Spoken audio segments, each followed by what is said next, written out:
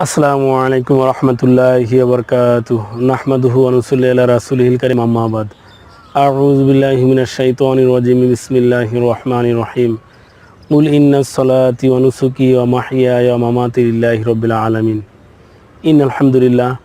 Dear friends, আশা করি প্রত্যেকেই ভালো আছেন। আলহামদুলিল্লাহ, আমিও ভালো আছি। বন্ধুরা, আজকে যে বিষয়টি আলোচনা করব, সাধারণত প্রাইভেট সমস্যা সম্পর্কিত বা প্রাইভেট অঙ্গ সম্পর্কিত কোনো আলোচনা করলেই অনেকেই বিশ্রী রকমের কমেন্ট করে বসেন। বন্ধুরা, আল্লাহ তাআলা সমস্যা দিয়েছেন, রোগ দিয়েছেন, সমাধানও রেখেছেন। শুধু বিষয়গুলো জানতে হবে।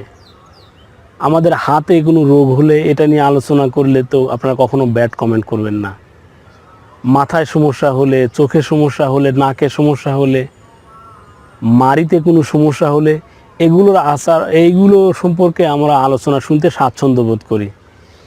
কিন্তু প্রাইভেট সমস্যা সম্পর্কিত কোনো আলোচনা আসলেই যেন আমাদের সমস্যা।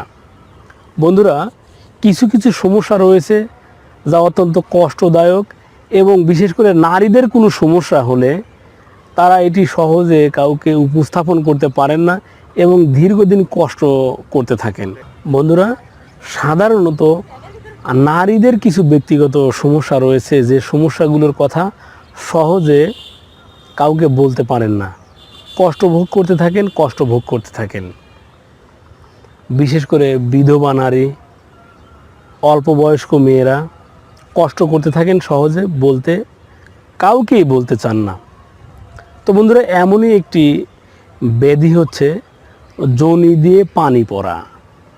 বন্ধুরা, নারীদের একটি সমস্যা হচ্ছে যোনি দিয়ে পানি পড়া, যোনি ঢিলা হয়ে যাওয়া। বন্ধুরা, সাধারণত গর্ভপাত বা ডেলিভারির পরে দীর্ঘদিন যে স্রাব হতে থাকে, রক্তস্রাব, এগুলো শেষ হলেও অনেকের বা পানি পড়তে ঝরতে থাকে এবং প্রাইভেট অঙ্গটা বেশি ঢিলে হয়ে যায়।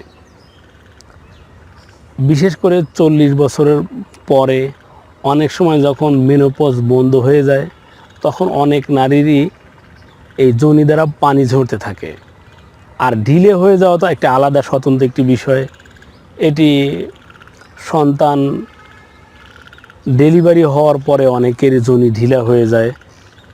সাধারণত সংকোচনের জন্য অনেক নারী ভিতরে ভিতরে চিন্তা করে থাকেন বা স্বামীকে সন্তুষ্ট করার জন্য চেষ্টা করতে থাকেন, কিন্তু কিভাবে এর সমাধান করবেন অনেক নারীই জানেন না। আর পানি পড়া রোগ তো বেশ কষ্টদায়ক একটি রোগ। কোথাও একটু বসেছেন, বান্ধবীদের নিয়ে গল্প করছেন, পাড়া প্রতিবেশী কোনো মহিলার সাথে বসে কোথাও গল্প করছেন, তো যোনি দিয়ে পানি ঝরছে, ফলে কাপড় ভিজে যাচ্ছে, দুর্গন্ধ বের হচ্ছে, আপনি লজ্জিত হচ্ছেন, ফলে বাসায় থেকে অনেক সময় এই নারীরা বের হতে পারেন না। তো বন্ধুরা, এই নারী আমার মা, বোন, যে কেউ হতে পারেন। কথাটা এই জন্য ক্লিয়ার করছি, এই আলোচনা করলেই অনেকের যেন অ্যালার্জি শুরু হয়ে যায়। এই প্রাইভেট আলোচনা কেন? বন্ধুরা, এটি একটি রোগ, জটিল এবং কঠিন, যন্ত্রণাদায়ক, কষ্টদায়ক, লজ্জাদায়ক একটি রোগ। এই রোগ থেকে মুক্তি পেতে হলে অবশ্যই আলোচনা শুনতে হবে, জানতে হবে।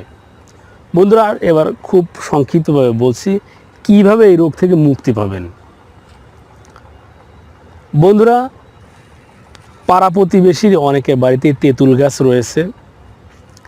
এই তেঁতুল বীজকে চূর্ণ করে ভালোভাবে পিষে পাউডার তৈরি করবেন। অল্প পরিমাণ তুলার ভিতর ধারণ করে বা তুলাতে পেঁচিয়ে সেই তেঁতুল বীজ চূর্ণযুক্ত সেই তুলাকে যোনিতে ধারণ করবেন। 10 মিনিট, 20 মিনিট, সর্বোচ্চ আধা ঘন্টা পর্যন্ত রেখে দিলে খুব দ্রুতই যোনি দিয়ে পানি পড়া বন্ধ হয়ে যাবে। সেই সাথে যোনি সুদৃঢ়, সুঠাম এবং শক্তিশালী হবে। বন্ধুরা, এতে করে যে সকল নারী তার স্বামীর ভালোবাসা পাচ্ছেন না, অবশ্যই তাদের মধ্যে ভালোবাসা বৃদ্ধি পাবে। তাদের পানি পড়ছে, ঝরছে, প্রতিবেশী অন্য নারীর কাছে লজ্জিত হচ্ছেন, কোথাও বসতে লজ্জা পাচ্ছেন, তাদের এই সমস্যা খুব দ্রুতই দূর হয়ে যাবে ইনশাআল্লাহ। বন্ধুরা, এই ছিল আমাদের আজকে আলোচ্য বিষয়।